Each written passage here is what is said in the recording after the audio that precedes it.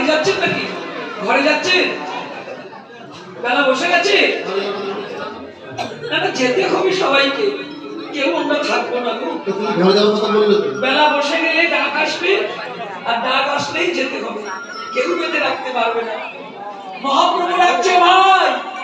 সারাদিন তো হরিনামের খেলা খেললাম চলে এবার মায়ের কাছে ফিরে যাই ওই দেখো আর কখনো বেলা না দিবায়াব সানঘেরি গৃহেতে চলিলা দিবায়াব সানঘেরি গৃহেতে চলিলা